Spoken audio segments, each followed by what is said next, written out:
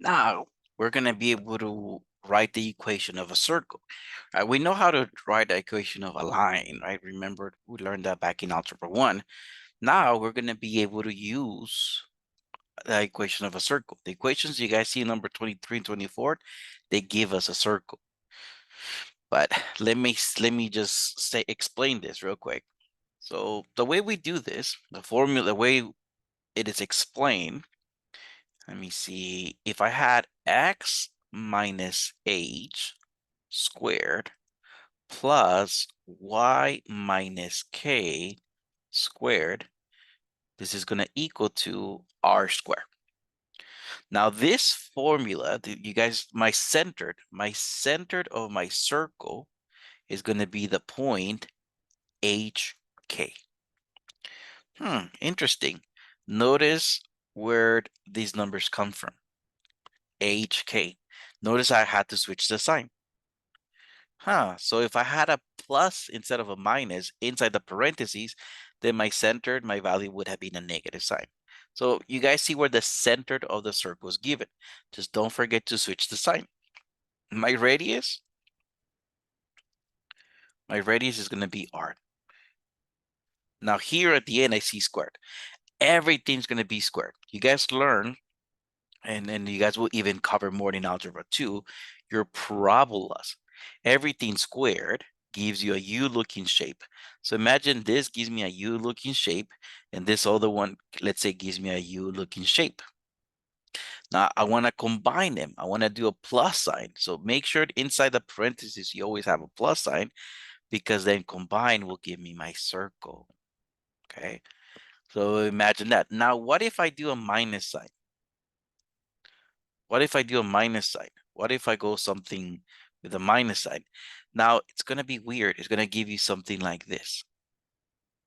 So you're still going to have your two parabolas, but they're not going to connect. We're going to call those hyperbolas, which we're going to discuss this in an upper division classes. So remember, the center of the circle is given inside the parentheses. Just don't forget to switch the sign. The radius, it's here at the end. Just keep in mind, at the end, I give you radius squared. So how are we going to find the radius? We'll get the square root of that. So looking at number 23 and number 24, we just have to identify the centered and the radius. So I'm going to say my centered. The centered of my circle here. Remember, here it gives me my x and my y values. So I'm going to say the centered is going to be negative 13, positive 16.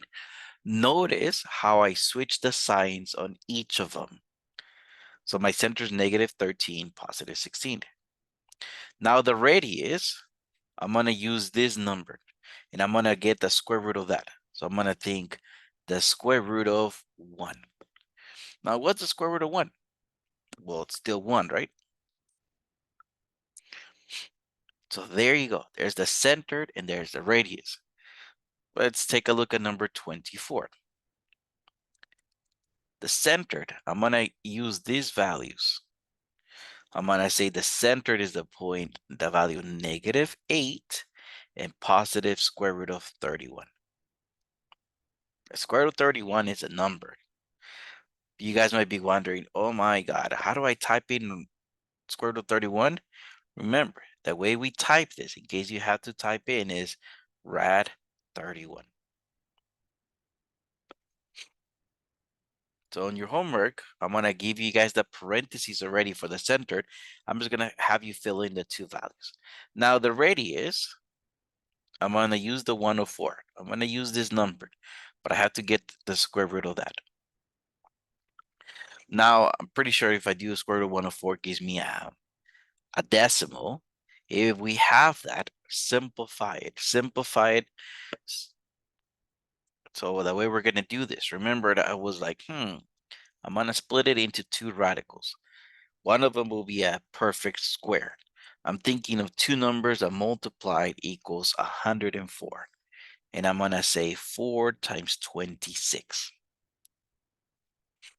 Okay, the square root of 4 becomes 2. So that's a perfect square. So I have this as 2 radical 26. Now radical 26, nothing else I can do. So that's pretty much it. Now, how will I type this? I go to rad 26. So remember, the centered is given inside parentheses. Just don't forget to switch the signs. And then my radius is going to be the square root of the number at the end. Now we know how to do that. What if I do it the other way around? What if I give you the centered and the radius, and then I ask you for the equation of the circle?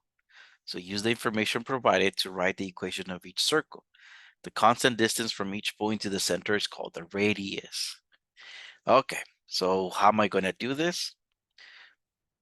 I'm going to do, for my x, I see positive 13 here, the center. So then I'm going to write x minus 13. And all of this square. Remember, I've got to switch the sign. For the y value, I see -5.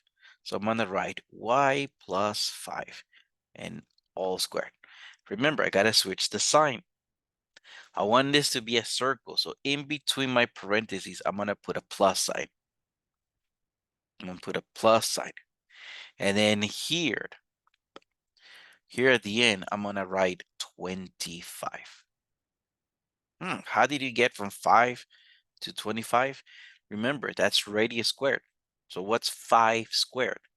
Remember, it's the radius squared. 5 squared is 25.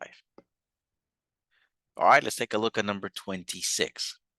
My x value, I see positive 3. So I'm going to write this as x minus 3 all squared. So don't forget to switch the sign. I see my y value is minus 15. So I'm going to write y plus 15 all squared. So don't forget to switch the sign. In between, I have a plus sign. But remember, my radius is 2. In order for this to become here, remember, I have to go radius squared. So how much is 2 squared? 4. So there you go. This is my equation. I'm going to have the exponents written in your homework. I'm just going to have you to fill in the blanks. So like I said, I have most of it written for you. Just have you to fill in the blanks.